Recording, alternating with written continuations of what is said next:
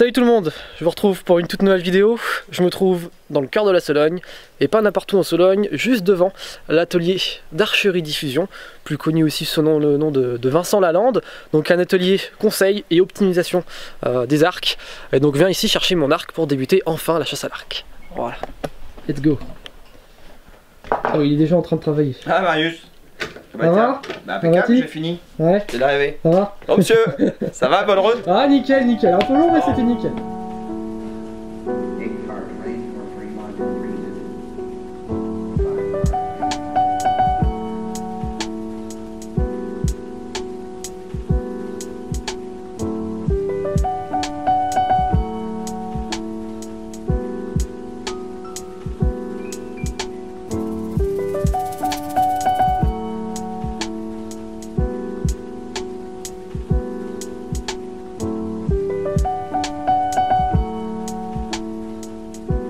Ça y est, c'est prêt.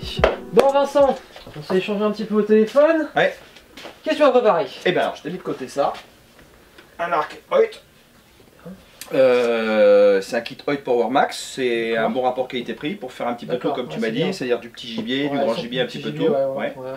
Arc traditionnel, c'est un peu plus compliqué au démarrage pour commencer, donc je te conseille plus ça. C'est un arc polyvalent, pas trop lourd. D'accord. Et maintenant, on va prendre tes mesures. On va prendre pour que je le mette à ton allonge, à la puissance qui te convient, la puissance des aisances. Et puis surtout, après, on va partir sur la préparation de l'arc.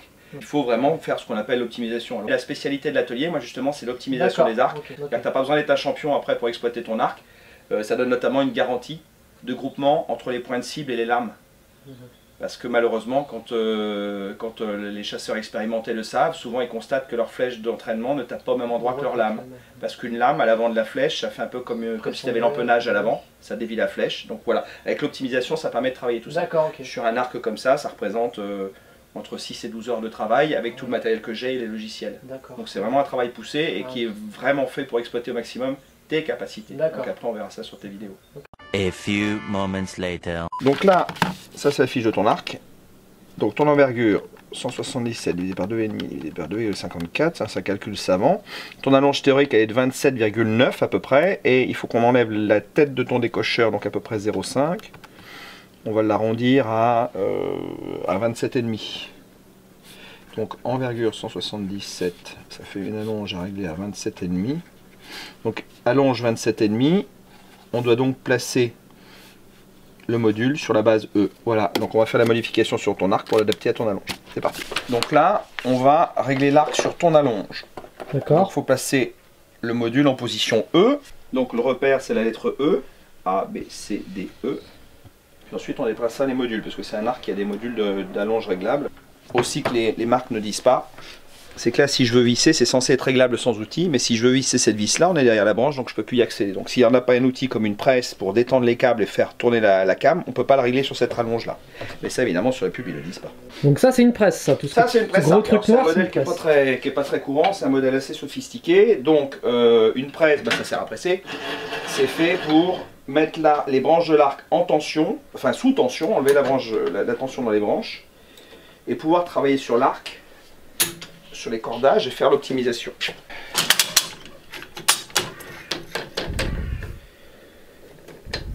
J'ai notamment adapté un mât d'armement qu'on verra tout à l'heure pour tester la puissance et tout. L'arc est maintenu sur le socle et grâce à cette manivelle, les deux roues qui sont sur les côtés vont appuyer sur les branches et permettre de détendre les câblages. Ça va me permettre d'accéder aux vis qu'on ne pouvait pas toucher. Voilà, on voit les câbles se détendre complètement et là je vais pouvoir dégager les câbles et accéder aux vis qui nous embêtait quand on était sur les taux. Donc ça, un particulier ne peut pas le faire, tout simplement. Et là, je vais déplacer le module sur la lettre E. Donc double opération pour le réglage d'allonge. Donc on voit que maintenant, le module est réglé sur E ici. De l'autre côté, le draw stop, on l'a mis sur E également. Donc en haut, en bas, on est bon. Je vérifie que l'accroche, elle se fasse bien. J'enlève la tension. Et là, on a un arc qui est réglé à la bonne allonge. En théorie. Maintenant, il faut faire les contrôles. En fait, c'est pas parce qu'un arc est réglé sur les bons modules qu'il sera à la bonne allonge. Tout est conditionné par la pression dans les branches, le réglage des longueurs de câbles et de cordes. Et ça peut jouer à plus d'un pouce de différence par rapport à ce pourquoi il est conçu, l'origine. C'est vraiment énorme comme différence. C'est pour ça qu'il faut tout faire de ce qu'on appelle l'optimisation.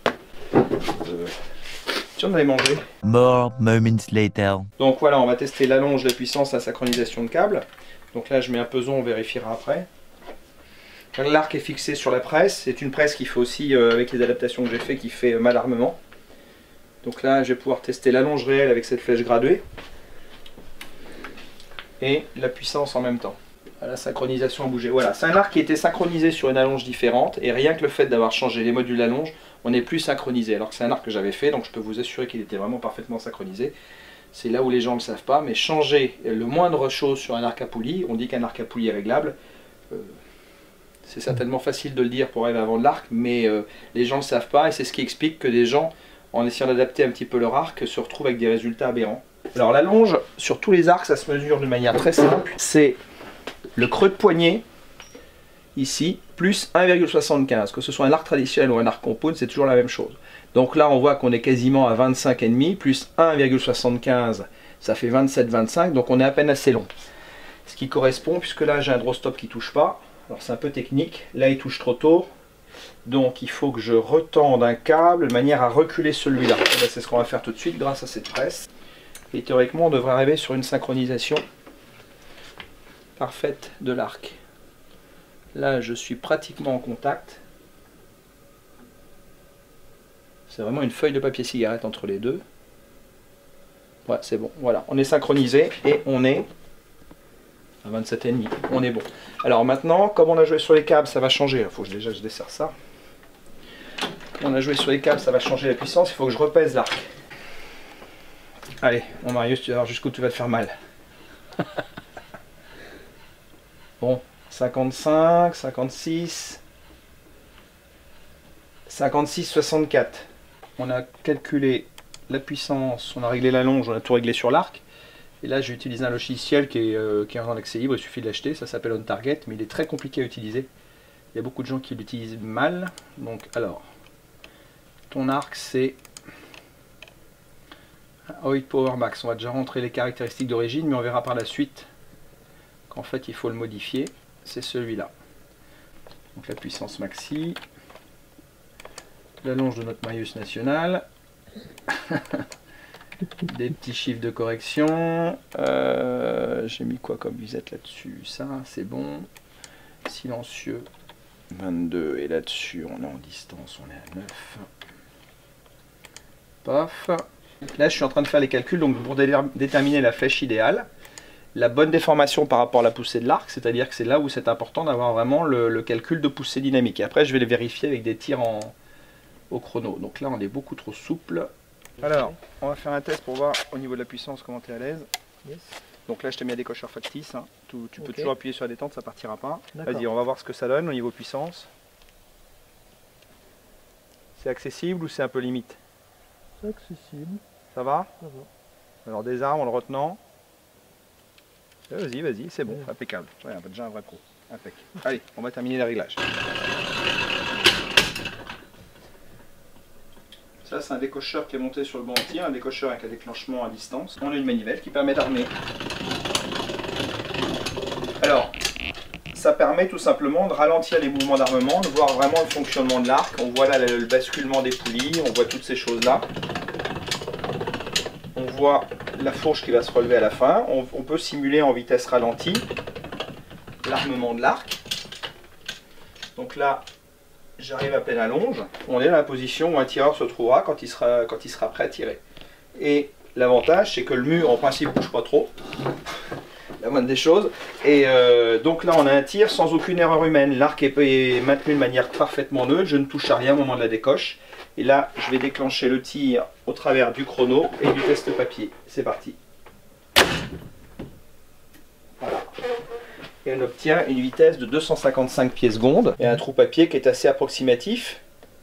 Le trou papier, c'est ce qui indique si la flèche vole bien ou non.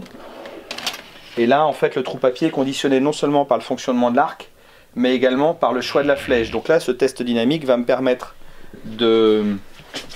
Maintenant, je vais pouvoir calculer en fonction de la puissance vérifiée de l'arc, du poids de la flèche, de calculer la réelle efficience de l'arc et le rentrer dans mon logiciel. Allez.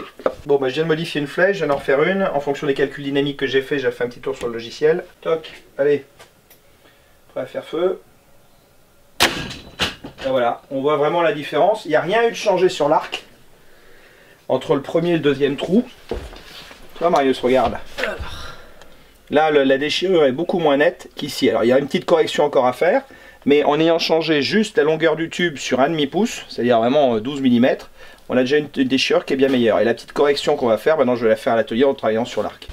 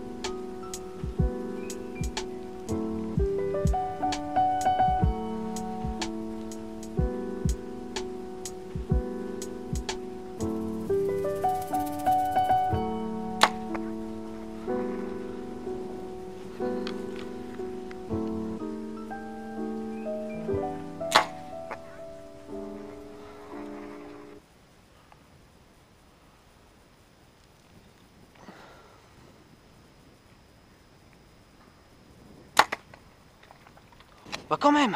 J'en ai fléché un autre là-bas. Ouais, j'ai vu. Ah, il est resté dedans, ah non, la flèche l'a traversé. Mais je pense, hein. Ouais, j'ai vu le bruit quand il a fait. Une autre là-bas, là. C'est encore là-bas. Ah, lui, il est fléché mort. Ah bah je suis content quand même, on finit bien. Bon, salut tout le monde.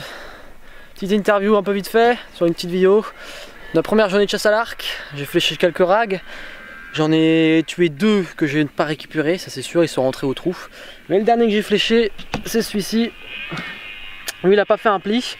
Bon, cependant, la lame est restée dans l'arbre. C'est chiant, ça m'embête un peu. Mais bon, premier ragondin avec une entrée sur le dos et la ressortie. La sortie qui est juste là au niveau de la patte, donc à mon avis, ça a pris tout le corps, voire même tout mon cœur. Une belle flèche. Donc, je l'ai pas tiré loin, je l'ai tiré à 6 mètres, même pas. Mais je suis content, enfin. Bon, j'aurais préféré récupérer la lame. Mais bon, c'est comme ça, c'est le jeu.